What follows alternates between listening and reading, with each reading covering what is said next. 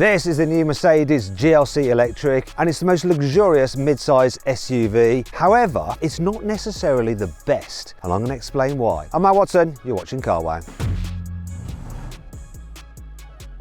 This car is packed full of amazing kit, such as this single hyperscreen. Look, it's 39 inches. Whoa. You can get it with this illuminated grille, and it sort of pulses. It's made up of these little pixels, can you see? It's quite cool.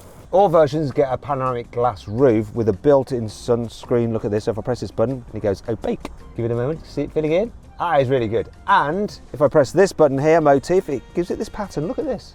But the best bit is this. On the top two specs, if I press that button, then hit ambient light. Imagine it's dark, right? We've got a coat over there now. Look, can you see? See that? And then I can change the colour of it to, look at that. It's got a different colour, go red, all the way around to green, and now blue. The GLC feels absolutely solid. Listen to this door shut. Oh, this is weighty. And the back one. Sounds expensive. But it is expensive. The GLC starts from £60,000. This is the range topper though. It's £73,000 before options. But as standard, all cars get loads of safety kit. And I'll demonstrate one key life-saving feature now. Look at that, it won't let me reverse over Lewis. Look at that.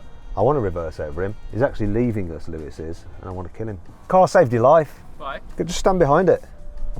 Look, it's doing it. It won't let. I'm flooring the accelerator. Oh. Yeah, I didn't know. I didn't know if it was going to stop it. I think it did, and then I insisted on killing him, and it was going to go all right. And let's kill the bugger. He shouldn't be leaving, should he? Mid-spec cars onwards have a brilliant surround view camera system, so you can look all the way around the vehicle, and you can even zoom out. Wow. But that's not all. See that feature there? See that? Do you know what that's for? I'll show you. This car has a clever parking feature. It can actually see parking spaces ahead of you. Hit that button, go into park mode. It should see a space just there. See, it's seen it before I've even got to it, so I can hit that space, and then I hit park now. Normally with these systems you have to drive past them for it to register it, but not here. It's going to be interesting to see if you can judge the curb though, because it's a low curb and it's quite tight as well to manoeuvre here. I wouldn't want to have to do this myself. I'm crap at parking, although I don't normally bother with these systems because they're too much of a faff, but this one is genius. I mean, forget the fact I'm parking across someone's driveway. This is for illustration purposes only. Can you do this, car? Just thinking about it. This is a tough ask. Likes a bit of dry steering.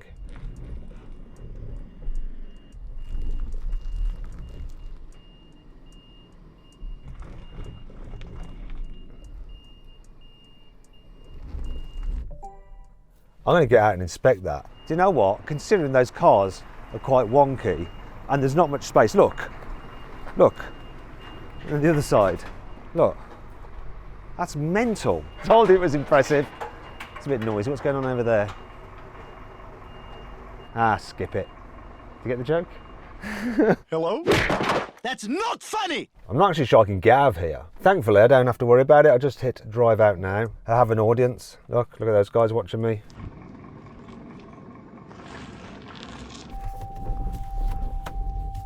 Hello? They get into their car wondering if I crashed into it. Like, how did he get in there? Look, has he damaged our car? What's gone on? No, I haven't, because the car did it perfectly. No wonder people were looking. This is a striking car. It's got an aggressive edge to it. Look at the creases in the bonnet. Also down here, the lower part of the bumper with the air vents and the breathers. Though the entry-level car has a plainer lower front bumper. They all have this huge grille though, and this top spec has a darker grille surround. Otherwise, shiny silver. I like this. New Mercedes daytime running lights with a 3-pointed star. They are very cool. Alloy wheels start at 20 inches. These are 21s. Now being the range topper again, you have black surrounds here and roof bars. Now let's just move to the back. Look, once again, we have 3-pointed star in the taillights. Like it. Actually, if you stand way back, this car has some serious presence. You can see the widened wheel arches. Yeah, I like that. What I'm not so sure about though is this. Because electric cars, they don't have exhaust pipes, manufacturers seem lost as to what to design down in this part of the car. So they just end up doing like strips and fake diffusers, and they almost can't stop designing, but I'm clearly just like trying to find fault here because it is a decent looking car and it looks fast. But is it fast? So I've got 2 electric motors, 4-wheel drive and 490 horsepower. Let's see how fast it goes from 0 to 60. Bags of grip. bloody quick as well. That is quick. 4.06 seconds. It's supposed to be 4.3, so quicker than claimed. And it damn well fills it as well. I reckon it can do sub 4.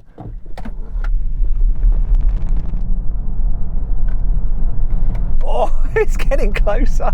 Hopefully, this car can stop as well as it goes. Let's find out. Brake test from 60 miles an hour. Go.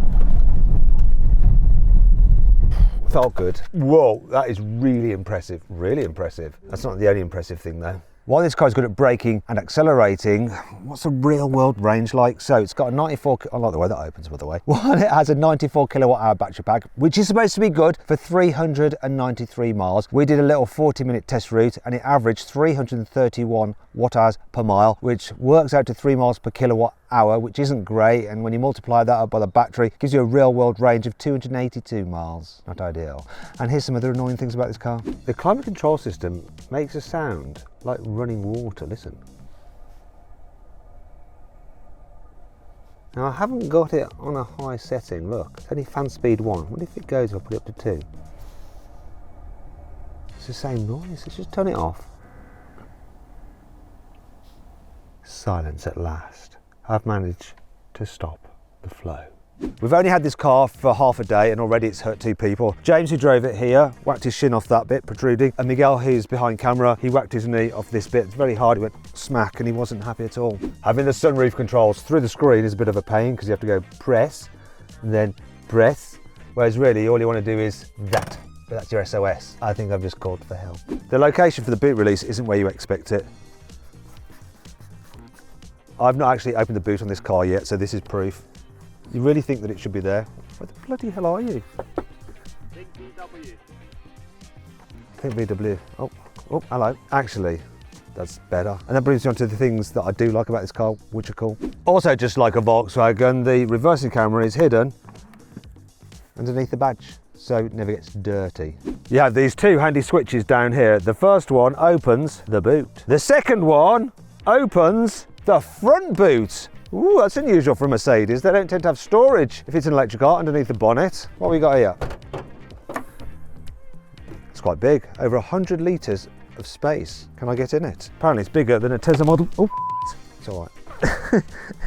It's bigger than a Tesla Model Y's. I could take a little bath in this. Actually, I could. It's comfy. In fact, the whole car is comfy. Have a go in it. Don't almost break it like I did. Try going the same way that I did. Ripped your jeans. I've actually ripped them. No. Oh yeah, I have. Let's have a look. No. Oh, oh dear. I'm here, yeah. It's quite comfy. It is, isn't it though? Can I expense a pair of jeans? No? Yeah, no, let's have a look at your jeans. Can I expense a pair of jeans? I don't know whether you can. Watch out. You can ask whether you can, because you did rip them because of me, to be fair. Don't know what to do now. You can get the car with rear wheel steering as part of something called the refinement package. It's just £2,500 and also includes active air suspension. Make it go up. Make it go down. That's £2.5 grand well spent. Mercedes knows how to engineer an effective rear window wiper. So many manufacturers have tiny ones which don't really clear much of the back window, so you can't see out of it when it's rainy. Whereas this, look at the sweep on this. It's a huge sweep. A clean sweep, should I say.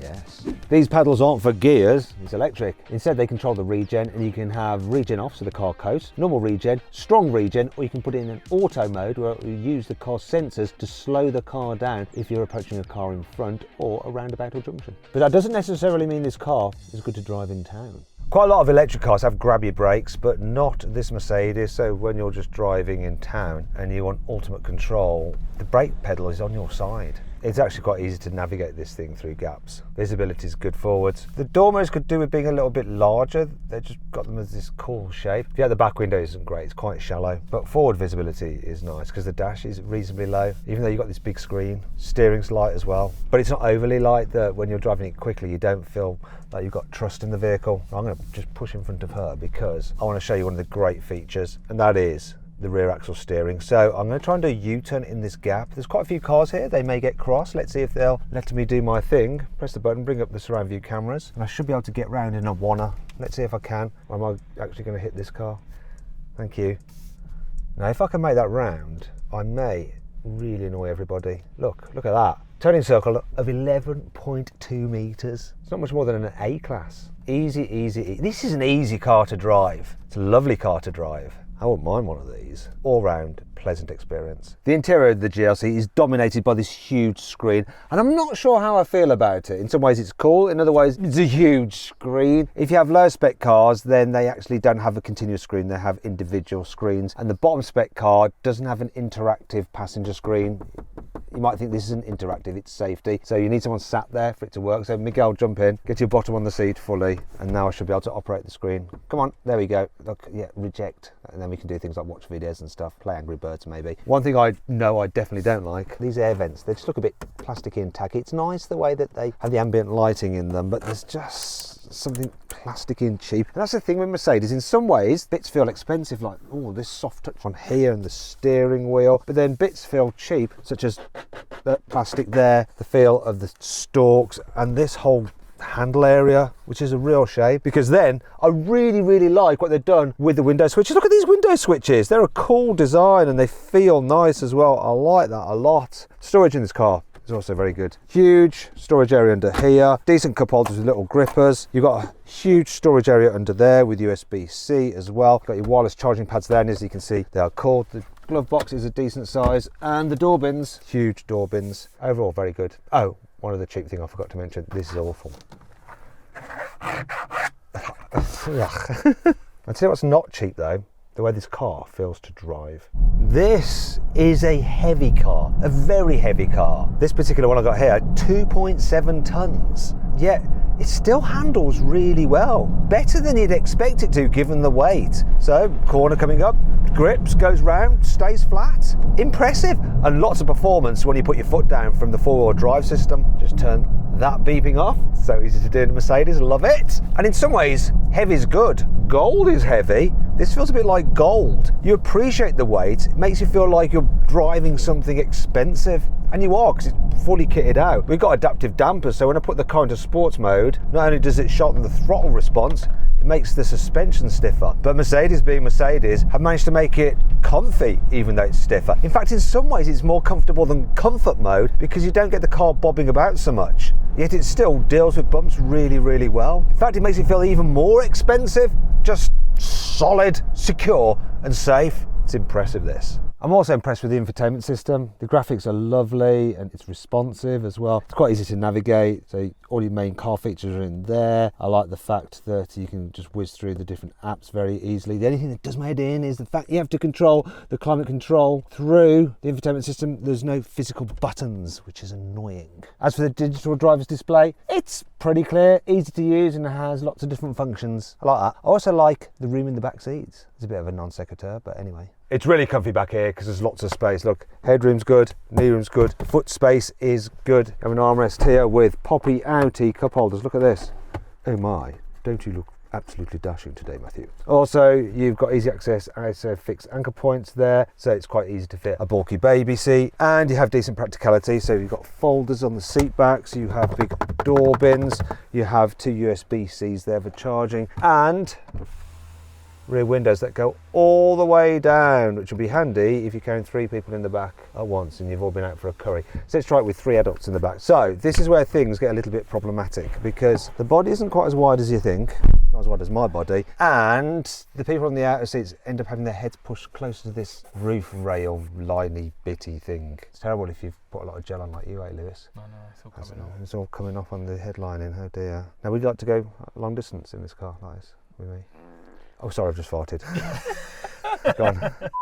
But we need to test this car at higher speed. Overtaking this car is just a breeze. Look, 40 miles an hour, indicate 3, 2, 1, go.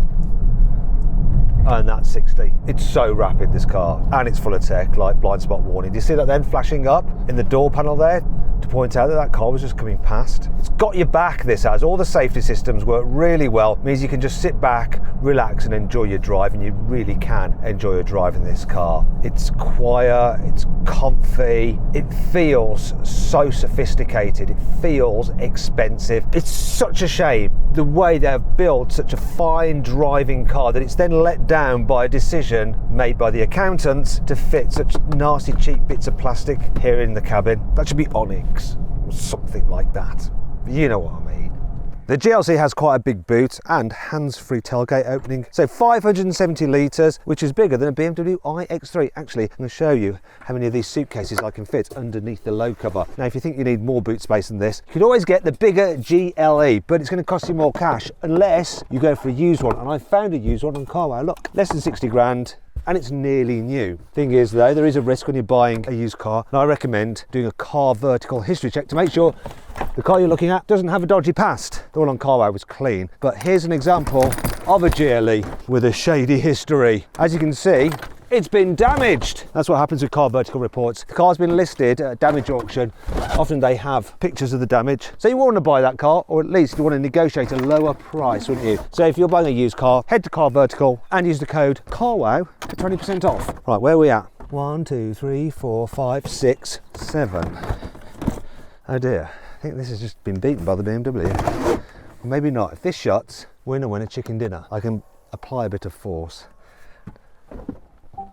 That noise was a definite no. To be fair on the Mercedes, there is some extra space underneath the false boot floor. You have this handy through loading facility, and you can fold down the seats either here or by flicking this button here. No.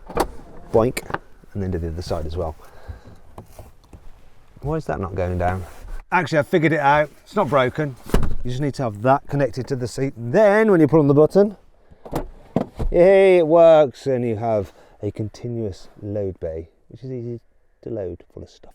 So where does that leave us? So then, new Mercedes GLC. This is a car that should be on your short list. It's lovely to drive and it's got some high-tech features. However, it is a bit expensive and the real-world range isn't as impressive as you might expect. Anyway, I hope you enjoyed the video. If you did, give it a like. Let me know if you agree with my verdict in the comments below. Click on the video windows to watch some more videos and click on the Carwow logo to sell your car through Carwow and have dealers all across the country bid on it. Thanks for watching. See you next time.